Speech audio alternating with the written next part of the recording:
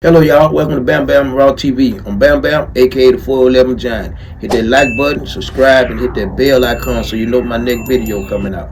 Now, hey, look here. On this episode, we talking about the white 5 deuce Hoover. Now, Shreveport City is an anomaly. It's an anomaly. It done created and spoiled a lot of infamous people, a lot of famous people. You know what I'm saying? So I don't dismiss anything here. You know. So anyway, how I met the white Hoovers.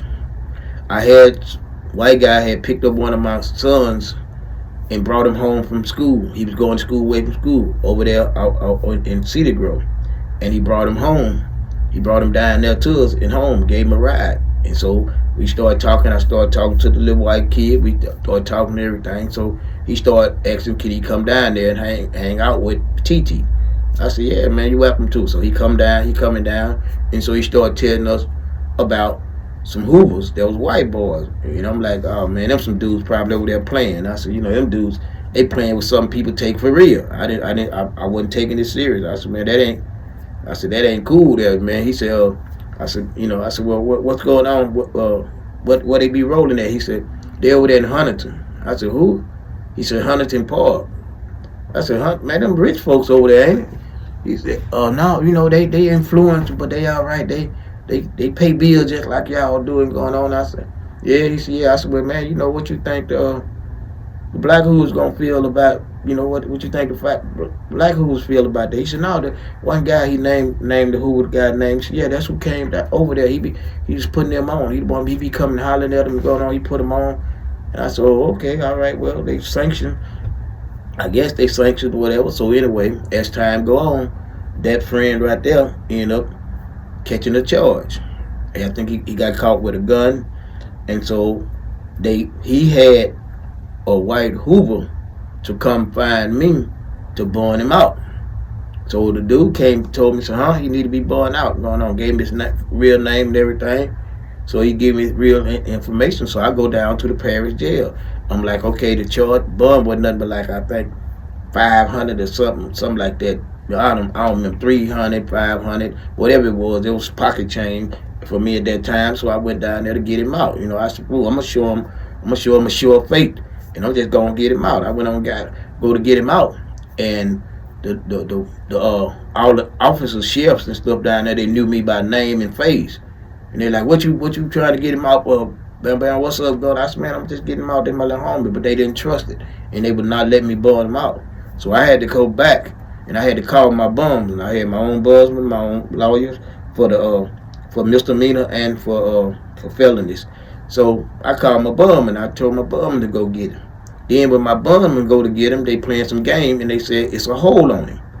So I told my bum, and I said, man, check out the hold, whatever it is you got to pay. If I got to pay a little more money, go and get him up out there. I want him out there to show him. Now it became personal because I knew that it was the sheriffs up there trying to stop me from getting him out.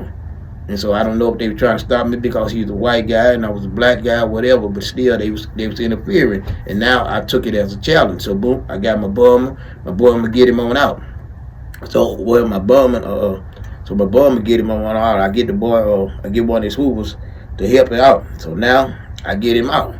When I get him out, they bring him down there. When they bring him down there, I get him, and he tell me I'm gonna take him to get his car, cause one of his homeboys had his car.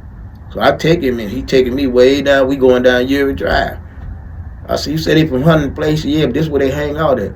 We go way down Uri Drive to McDonald's. So we turned into the parking lot. I see it was like a beach blanket party. Beach blanket bingo. White boys and white girls here. They just stay in the whole parking lot. They got the whole parking lot. So I go in there, and he go in there, and the dude behind the counter, the young white kid, he working behind the counter. He jump out over behind the counter like, man, you want something from up there? Get what you want. I said, no, I'm cool. So now we go out there, and I noticed I was the only black guy there, and I noticed, I seen some people looking at me. They had on Boston Celtics stuff.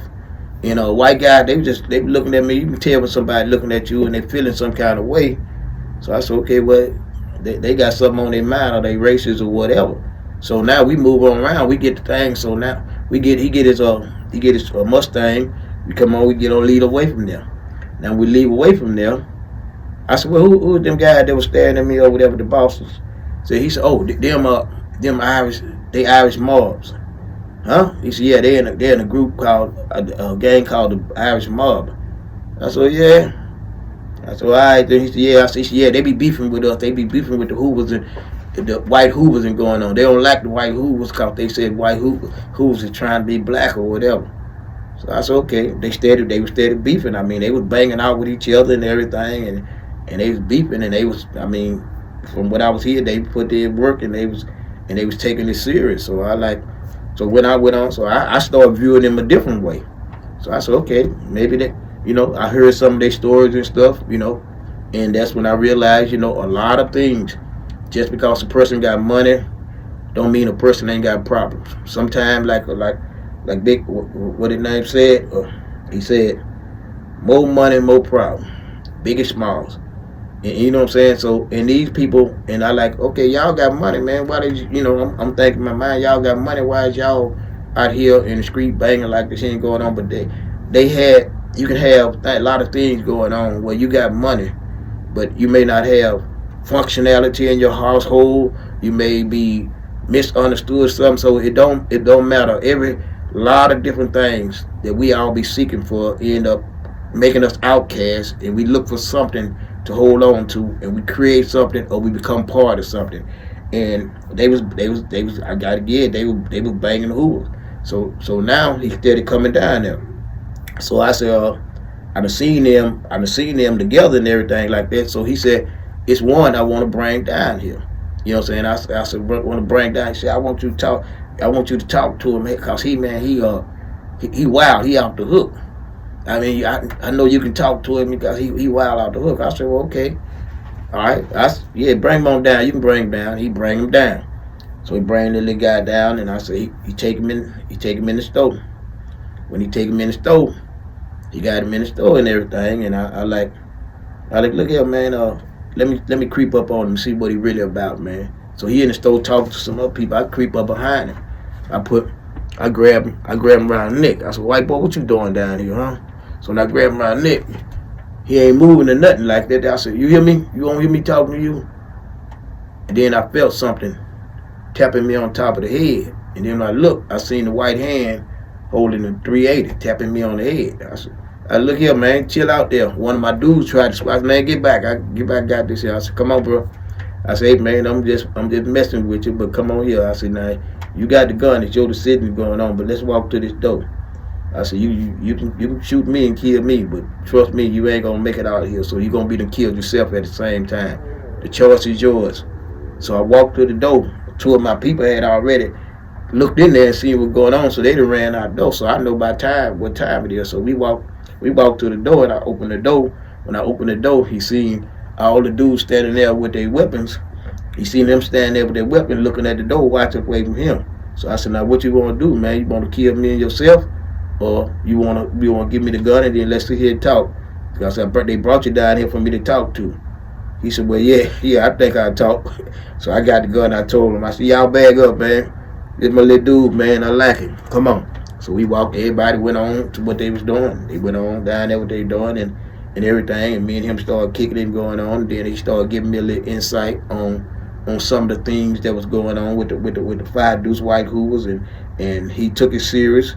And the rest of them were taking it serious at that time, and like I said, they was getting into stuff. They were banging out with the Irish mob, and they was going back and forth, and it was a tragedy at that time. But still, I had to respect that they were serious about that, and being a part of something ain't alienated by color. You know what I'm saying? It's not.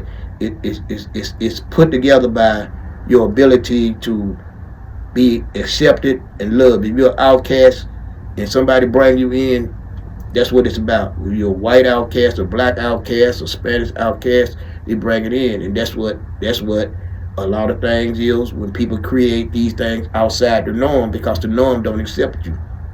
All right, that's about the white Hoovers. All right, hit that like button. Subscribe and hit that back bell icon so you know my next video coming out. It's early morning and we finna get up out here. Peace.